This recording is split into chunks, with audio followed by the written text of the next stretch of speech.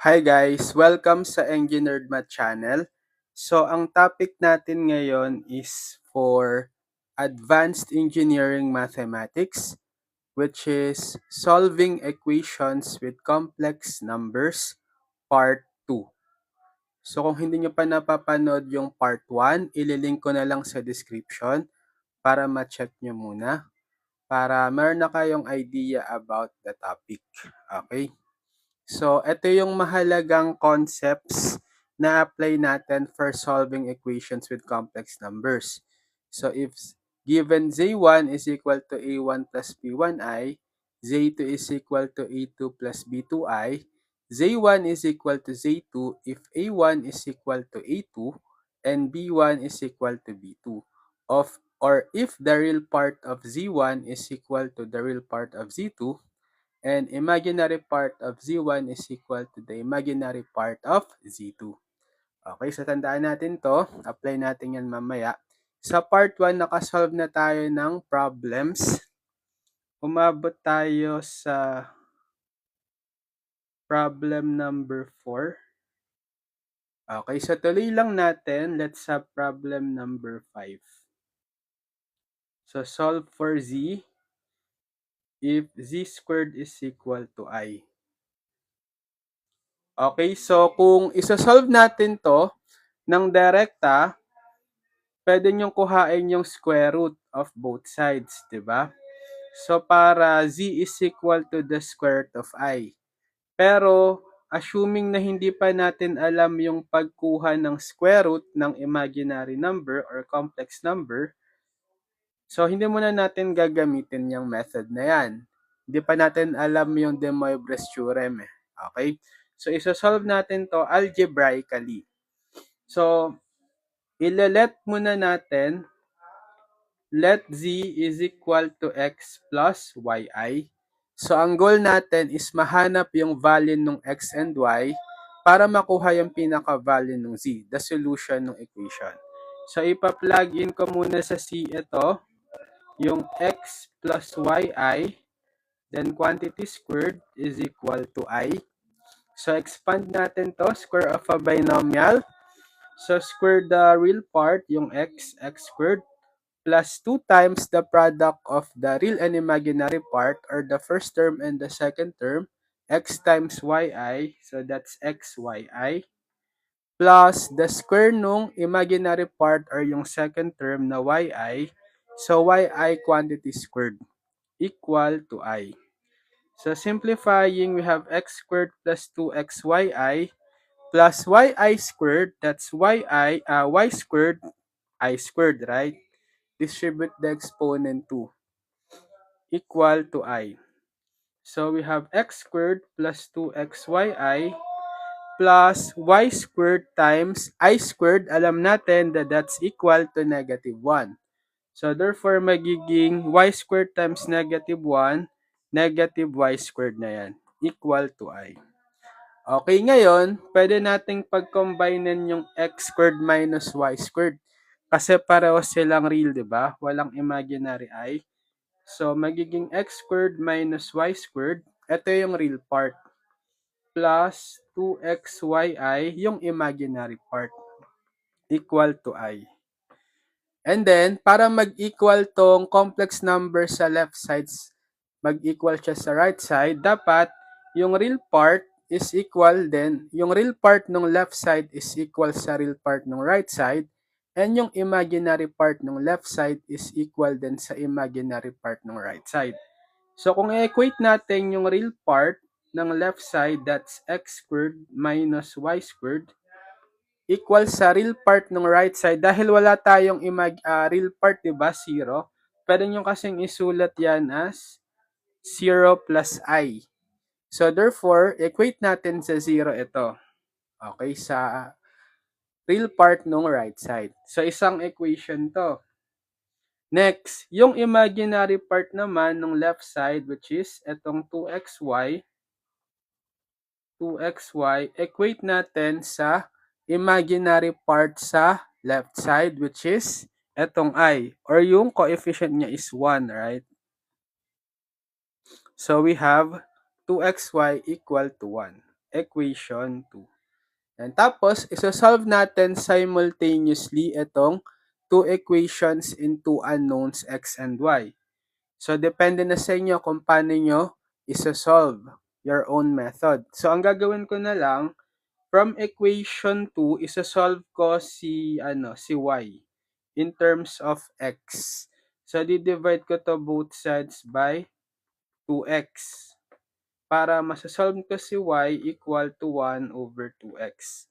Ito na lang yung gagamitin kong equation 2 na form. Okay, and then, isa-substitute ko ngayon, substitute 2 in 1.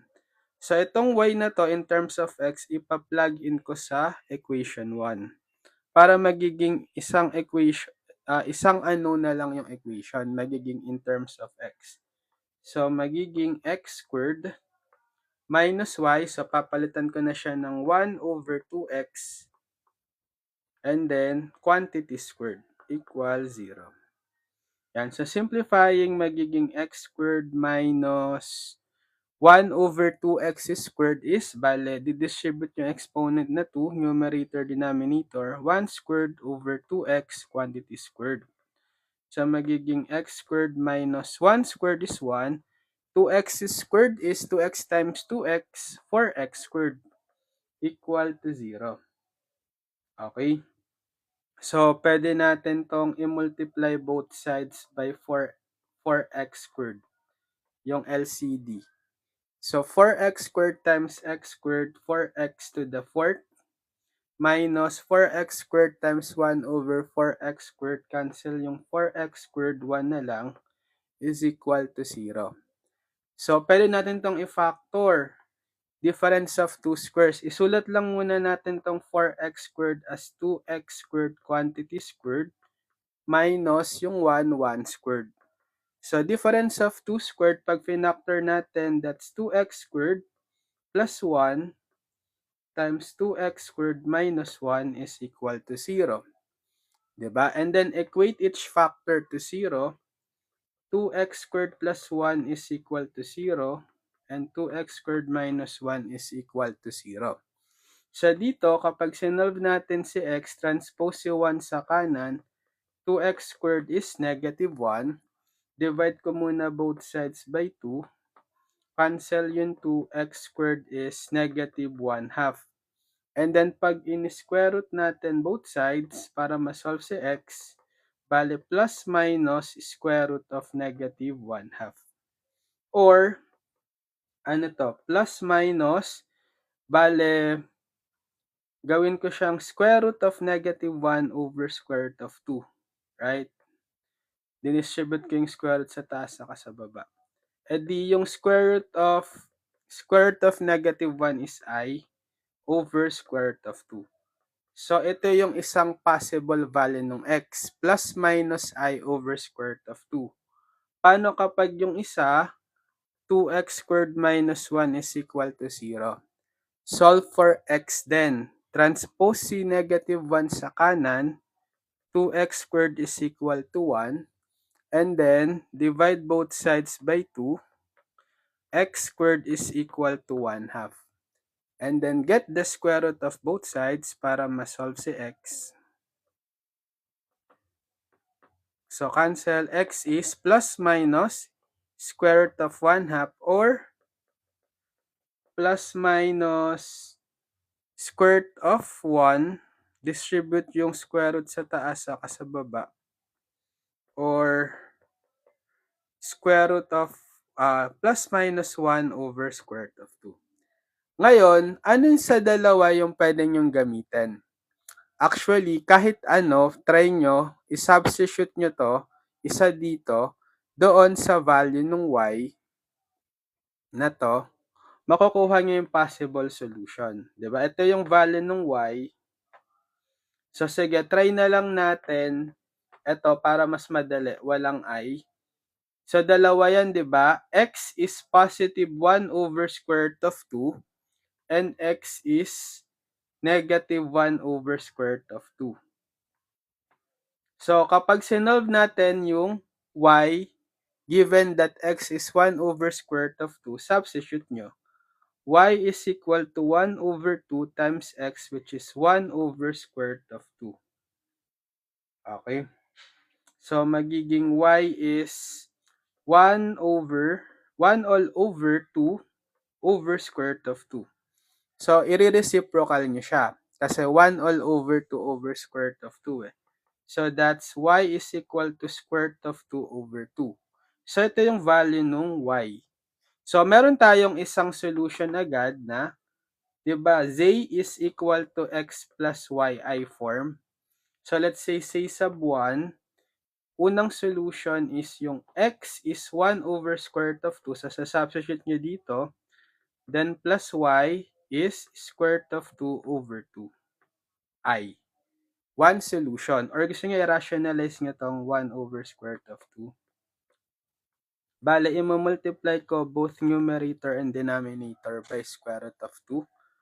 So, z1 is 1 times square root of 2 square root of 2 over square root of 2 times square root of 2, 2. So, z1 is square root of 2 over 2 plus square root of 2 over 2i. One solution. Paano yung sa kabila? If x is negative 1 over square root of 2 naman. So, plug in nyo rin dito. Dito sa 1 over 2x. So, y is 1 over 2 times x, which is negative 1 over square root of 2. So, same lang pero magiging negative, di ba? Kasi may negative sign. So, y is negative square root of 2 over 2. So, magiging z2 natin ngayon is x plus yi form uli. Yung z2 is yung x natin na ginamit, negative 1 over square root of 2. Then plus yi, yung y natin is negative square root of 2 over 2i. Or ito, i-rationalize din natin. I-multiply ko to both numerator and denominator by square root of 2. So z2 is negative 1 times square root of 2. Negative square root of 2 over square root of 2 times square root of 2, 2. Minus square root of 2 over 2i. So, ito yung dalawang roots. Yan. So, kung itatry nyo, ang gagamitin nyo naman is itong solution na to, kasi ito yung ginamit natin eh. Same lang din makukuha yung roots dyan, na Z1 tsaka Z2. Okay? So, kayo na lang mag-try. I-verify nyo na kapag ito yung ginamit yung value ng x, lalabas pa rin na ito yung sagot. Okay? So, problem number 5. Okay, next. Problem number 6.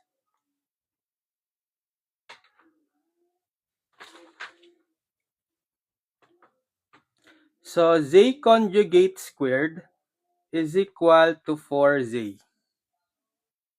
Okay. So, ganun uli, algebraic method tayo. Ile-let z muna natin is equal to x plus yi. So, bale, ipa-plug in natin dito sa z is x plus yi. And dito, z conjugate. Bale, kapag kinonjugate mo yung z na x plus yi, x minus yi. Diba? So, isa-substitute natin, bale, z conjugate is x minus yi quantity squared equals 4, z is x plus yi. Yan. Tapos, expand natin square of the binomial ulit. So, square the first, x squared, then plus twice the product of the first and the second. So, 2 times x and negative yi. Then plus the square of the second term, negative yi, quantity squared. And then dito sa right, distribute si 4, multiply, bale 4x plus 4yi. So, magiging x squared plus 2x times negative yi, bale negative 2xyi na siya. Plus negative yi squared, so negative 1 squared, magiging positive yan. Y squared, I squared, di ba? Equals 4x plus 4yi. So, magiging x squared minus 2xyi plus y squared times yung I squared, that's negative 1. Okay? So, i-transpose ko na din tong 4x tsaka 4yi sa kaliwa kasi pwede man nating i-combine yung mga x tsaka real tsaka imaginary part dito. So, itatranspose ko si 4x sa kaliwa, magiging negative 4x. Itatranspose ko si positive 4yi sa kaliwa, magiging negative 4yi. Tapos 0 na yung right side. Okay? So, sige, ito, gawin ko na nga itong negative y squared. Kasi y squared times negative 1, negative y squared. Tapos, pagsasama-samahin natin ngayon yung real and imaginary. So, yung mga real,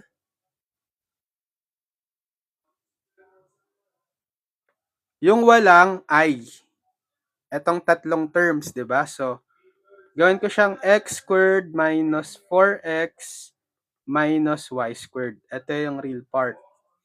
Tapos, yung imaginary, yung may mga I, ito. Okay, plus, so negative 2xy minus 4y I. So, pinactor out ko yung I. Equals 0. Yan. So, i-equate na natin yung real sa left side at sa right side, real part, tapos yung imaginary sa left at sa right side. So, dito sa left side, yung real part is x squared minus 4x minus y squared. Saan natin siya i-equate? Sa right side kasi natin 0. Ibig sabihin, ang real part niya is 0. Right? So, pwede nyo isulat to as 0 plus 0i. Wala kang real at imaginary kasi 0. So, this is equation 1. And then, kapag sa imaginary naman, equate natin yung negative 2xy minus 4y sa imaginary part ng right, 0 din. Equation 2. Yan. So, ngayon, i-solve natin simultaneously itong dalawang equation in terms of x and y. So, depende na lang sa inyo kung paano nyo siya isosolve. So, ako, gagawin ko, eto, isosolve ko to, ipa-factor out ko si negative 2y, tapos, magiging negative 2y times quantity x plus 2, right? Equal 0. So, pag inequate nyo each factor to 0, negative 2y is 0, and x plus 2 is 0. So, solving this for y, divide lang both sides by negative 2, y is 0. Tapos dito, solve for x is transpose yung positive 2 sa kanan, negative 2. So, ito yung dalawang condition. So, kapag if y is equal to 0, pwede nyo ngayong ma-solve yung x using equation 1. Yan. Para ma-solve na natin si x, ipa-plug in nyo ngayon yung 0 sa y. X squared minus 4x minus 0 squared is 0. So, ito 0 pa rin. So, x squared minus 4x is 0 na lang. And then, solving for x, factor natin si x. Bale, x minus 4 is equal to 0. And then, equate each factor to 0. X is 0 and x minus 4 is 0. Then, transpose yung negative 4, x is 4. So, meron tayong dalawang solution dito. If y is 0, pwedeng x is 0 and x is 4. So, diba z is x plus yi? So, pwedeng z1 is, so 0 paired with 0. x0, y0. So, 0 plus 0i or 0. Next, yung second combination is if y is 0, then x is 4. So, z2 is, bale, x plus yi form, x is 4, plus y is 0, 0i, or simply z2 is 4. So, one solution, one solution. Next, pwede rin natin gamitin yung condition na if x is negative 2. Okay? So, if x is negative 2 naman, ipa-plug in din natin dito sa equation 1 para ma-solve naman si y ulit. So, bale, magiging negative 2 squared minus 4 times negative 2 minus y squared is 0. So, negative 2 quantity squared, positive 4. Negative 4 times negative 2, positive 8, minus y squared is 0. So, 4 plus 8, 12, minus y squared is 0. So, transpose ko na lang si negative y squared sa kanan. So, 12 is y squared, or y squared is equal to 12, right? So, pwede ngayon natin ma-square root both sides. So, square root of y squared y, then y is plus minus square root of 12. Or kapag sinimplify nyo to, isip kayo ng factors ng 12 na yung isa-isa perfect square, pwedeng 4 times 3. So, y is plus minus, so lalabas na yung 4 sa square root. Square root ng 4, 2, tas may iwan sa square root si 3. So, meron tayong dalawang value ng y, plus minus 2 square root of 3 if x is negative 2. So, z3 na yan. z3 is, kung gagamitin natin is negative, x is negative 2, plugging nyo sa x plus y ay 4, negative 2, and then let's say si positive muna. Positive 2 square root of 3i. Another solution. And then z4, so, same x pa rin na negative 2, then plus y, this time yung negative 2 square root of 3 naman. So, minus 2 square root of 3i. Another solution.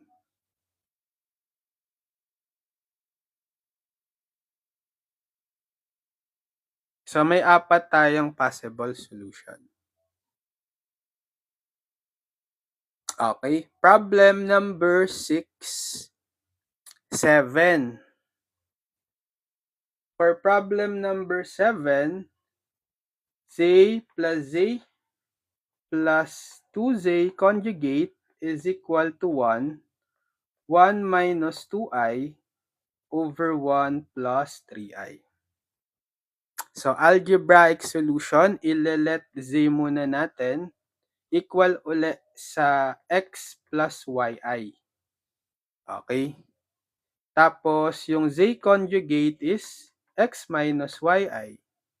So, i-plug in natin si z in terms of x and y, and z conjugate in terms of x and y. So, z is x plus yi plus 2 times z conjugate is x minus yi equal to 1 minus 2i over 1 plus 3i.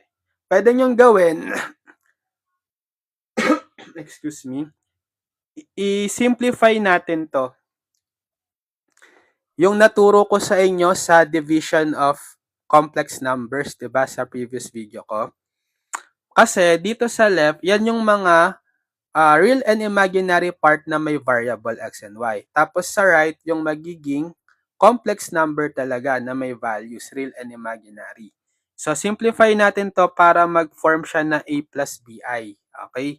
Anong ginagawa natin? Minumultiply both numerator and denominator by the conjugate ng denominator, di ba? Complex conjugate. Ang complex conjugate ng 1 plus 3i is, copy nyo lang yung real part, 1, tapos additive inverse or opposite sign ng imaginary. So, since positive 3i tayo, ang additive inverse niya is negative 3i. So, copy nyo lang yan sa numerator. Sige. So, dito, i-simultaneous natin i-simplify. So, dito sa left, i-distribute ko muna si 2. So, x plus yi plus 2x minus 2yi. Tapos dito, ifo-foil ko na to. Numerator times numerator. 1 times 1, 1. Then 1 times negative 3i, negative 3i. And then,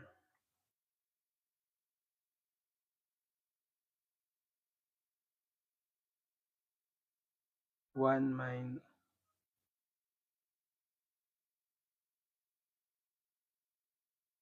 equal, nakalimutan ko lagyan ng equal. Sorry. And then, sana tayo? 1 times 1, 1. 1 times negative 3i, negative 3i. Negative 2i times 1, negative, negative 2i. And then, ito, negative 2i times negative 3i, positive 6i squared. Over, eto kapag complex conjugate of each other ang imomultiply nyo, difference of two squares. So, square nyo yung real part 1, 1 squared, then minus, square nyo yung imaginary part, 3i quantity squared. Yan. Tapos, i-combine natin dito sa left yung real, yung mga walang I. Ito, si x and 2x. So, magiging 3x. Tapos, yung imaginary, ito, yi minus 2yi, negative yi. Negative 1yi, right? Yan. Equal, so pag sinimplify natin to further, bale 1 minus 3i minus 2i, 5i. Plus 6 times, I squared pala to, sorry, nakalimutan ko. Kasi negative 2i times negative 3i, positive 6i squared. Negative 1 yon yung I squared. Over 1 squared, 1. Then minus 3i squared, 9i squared. 3i quantity squared, 9i squared. So, 3x minus yi is, bale, ano na to? Negative 6. So, 1 minus 6, negative 5, minus 5i, divided by 1 minus 9 times I squared is negative 1. So, magiging positive 9 na to. So, 3x minus yi is equal to negative 5 minus 5i over 10. Yan. Tapos, pwede nyong i-distribute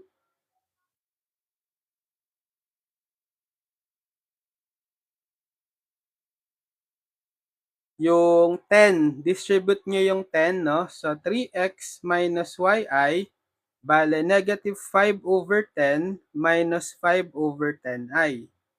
So, 3x minus yi is, in lowest term natin yung negative 5 over 10, negative 1 half, minus 5 10i, negative 1 half i. Yan. Sa kanya na-equate yung real at imaginary part sa left at sa right. So, sa real part, 3x. Sa left, yung real part sa right, negative 1 half. So, masasolve natin si x, divide both sides by 2, by 3, sorry.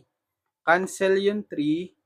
X is negative 1 half over 3. Negative 1 half times reciprocal ng 3 is 1/3. Kasi 3 over 1 yan. So, x is negative 1/6. Tapos sa y naman, yung imaginary part ng left side is negative y. Tapos equate natin sa imaginary part ng right side, negative 1 half.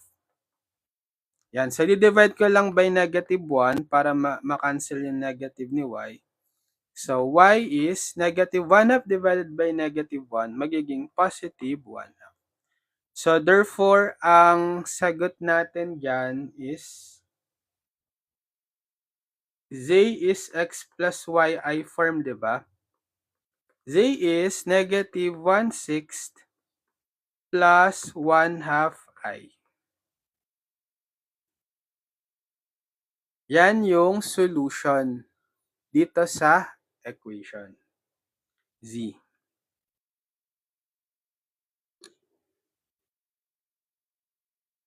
Okay, next. Number 8.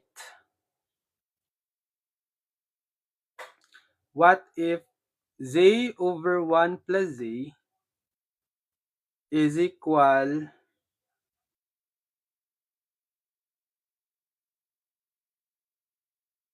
Z conjugate? Z over 1 plus Z conjugate is equal to 3 plus 4i. So, pwede nating gawin, so since ito dapat hindi equal sa 0, no? So, 1 plus Zi, hindi siya dapat equal sa 0 kasi magiging ano yan, indeterminate. So, para mas madali, i-cross multiply natin to dito. So, pwede yun kasi hindi naman, should not be 0 dapat yung 1 plus Z conjugate, di ba?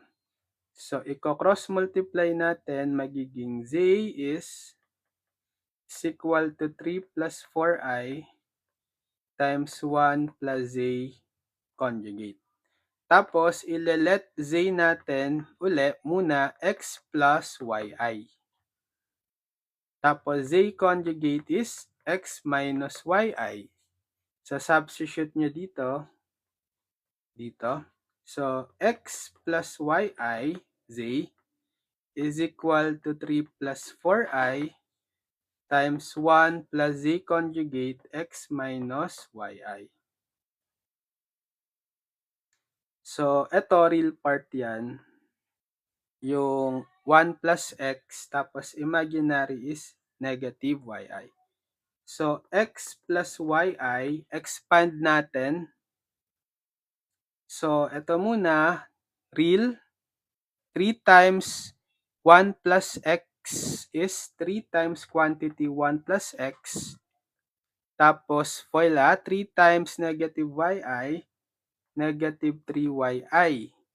And then ito, 4i times 1 plus x is 4i times quantity 1 plus x.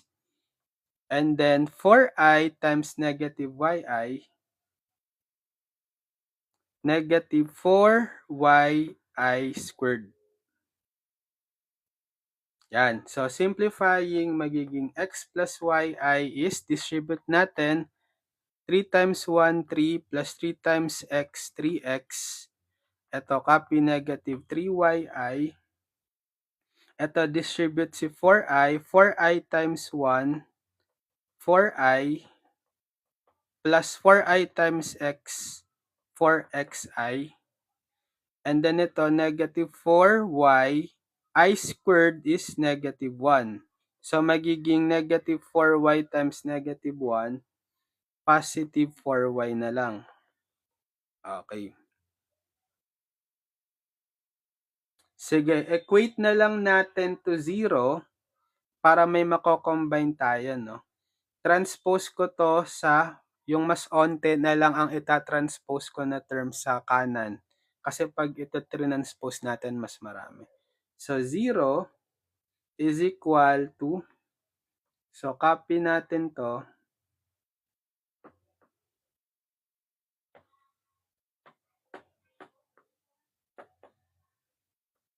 tapos yung itinranspose natin na x saka yi, mapupunta sa kanan. So, from positive x, magiging negative x. From positive yi, magiging negative yi. Okay? So, i-combine ngayon natin yung mga real, yung walang x, ay yung walang I mean. So, si 3 plus 3x plus 4y minus x. Okay? So, pwedeng i-combine si 3x minus x, 2x, tapos plus 4y, and then plus 3. Ito yung real part. Okay? Tapos yung may mga I, negative 3i, negative 3yi, positive 4i, positive 4xi, tsaka negative yi. So, pwedeng ma-combine si negative 3yi minus yi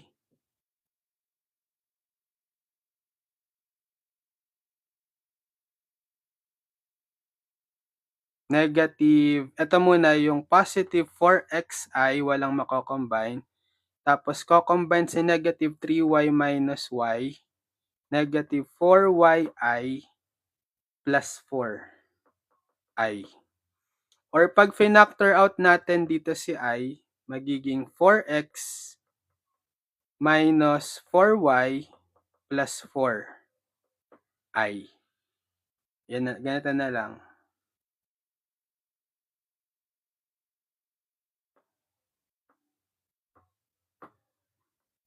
Plus. Yan. So, ngayon, equate na natin yung real at imaginary sa left tsaka sa right. So, di ba yung left side natin is 0. Ibig sabihin, 0 yung real, 0 yung I. So, sa real part, 0 yung left side. Sa right side, ito, 2x plus 4y plus 3. Equation 1. And then, sa left side, 0 din yung imaginary. Sa right side naman, equate nyo sa 4x minus 4y plus 4. So, isosolve na lang natin tong system of equation. Bale, linear. System of equations into unknowns na linear, di ba?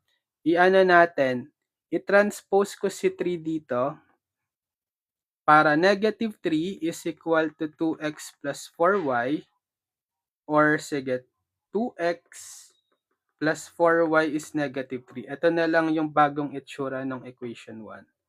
Tapos, ito naman, transpose ko si negative 4, as si 4 sa kaliwa, magiging negative 4 is equal to 4x minus 4y, or unahin natin si 4x minus 4y sa left equal sa negative 4 sa right.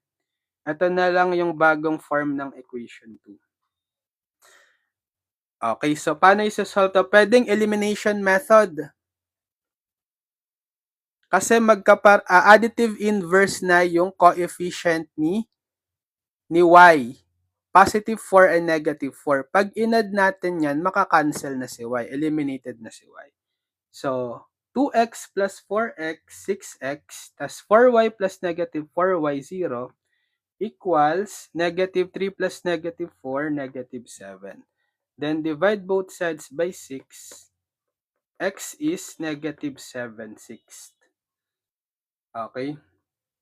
Tapos, pwede nyo nang gamitin yung equation 1 or 2 to solve for y. Yung equation 2, etong equation 2, pwede pa tong ma-simplify. Divide nyo both sides by 4. Kasi may mga coefficient na 4. Oh. Bale, x minus y is equal to negative 1. Ito yung simplified version equation 2. Substitute nyo nung ngayon yung value nung x na negative 7/6. So, negative 7/6x minus y is negative 1. So, transpose si negative 7/6 dito sa kanan, bali negative 1 plus 7/6. So, negative y is negative 1 plus 7/6 or 7/6 minus 1. 1/6, di ba? Or pag sinolve natin si y, di-divide pa both sides by negative 1. So, y is negative 1/6. Yan. So, therefore, ang value nung z natin in x plus yi form is, di ba, x is negative 7/6 plus y is negative 1/6, tapos lagyan nyo ng I. So, this is the solution.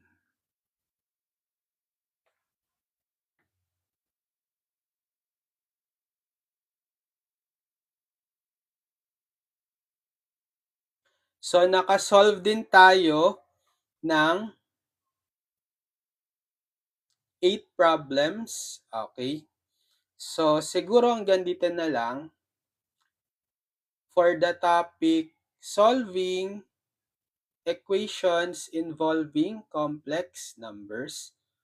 So, subscribe na lang kayo sa ating YouTube channel, Engineered Math, para ma-update kayo pag may mga video tutorials tayo.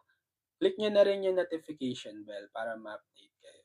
So, ililink ko na lang sa description yung mga past video tutorials natin for Advanced Engineering Mathematics or yung pinaka-playlist na lang din ng Advanced Engineering Mathematics para mapanood nyo lahat ng video tutorials natin simula sa unang lesson hanggang sa last lesson nyo for Advanced Math.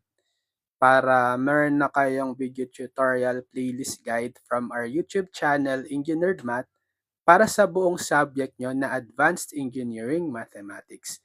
Para pwede nyo nang i-binge watch, i-marathon, yung mga video tutorials ko kung kailangan nyong mag-advanced study or mag-review. Okay, so good luck sa mga nagtitake ng Advanced Engineering Mathematics. Kayang-kaya nyo yan, basta mag-aral lang kayong mabuti, mag-solve ng maraming problems, and panoorin nyo yung mga video tutorials ko sa YouTube. Okay, see you on my next video tutorial. God bless everyone. Bye-bye.